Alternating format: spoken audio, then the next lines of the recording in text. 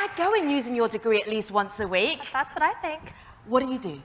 I support agricultural development programs, international agricultural development programs at RTI International.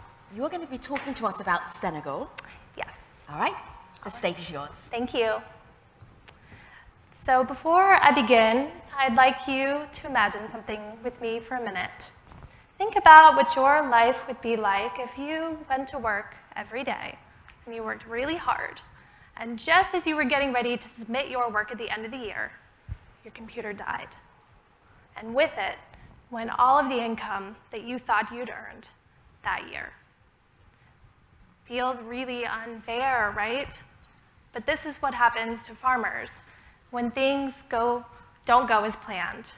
If there's a pest or a flood or a drought, this is why predictability matters, and stability matters, and insurance really matters for you and for farmers, because you're making sure that you can support yourself and your family at the end of a year, even if it's a bad one.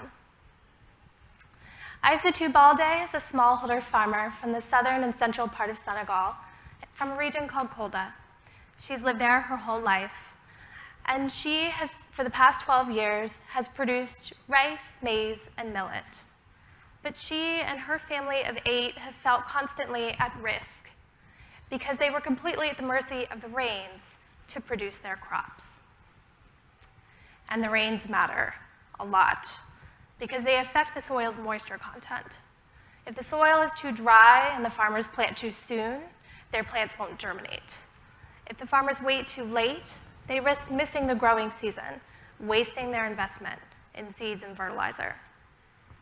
Aïssatou and her fellow farmers were lacking 2 critical pieces of information for a successful planting.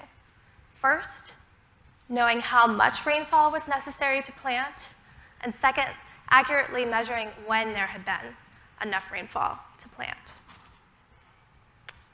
Aïssatou and her farmer group shared their challenges with a larger network that's partnered with a Feed the Future project called Latané, which means flourishing agriculture. Latané facilitated connections between the farmers and the National Weather Service to seek a local solution. And that solution came in the form of rain gauges installed in rural areas across central and southern Senegal.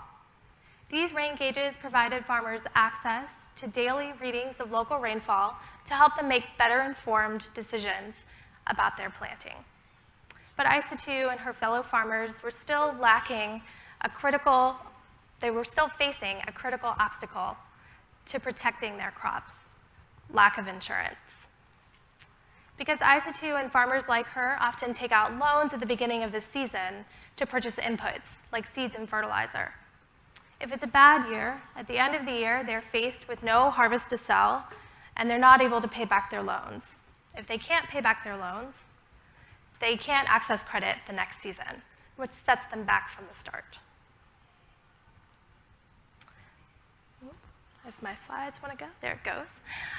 Feed the Future partnered with Global Affairs Canada, the World Bank, and others to introduce solar-powered automated rain gauges like these.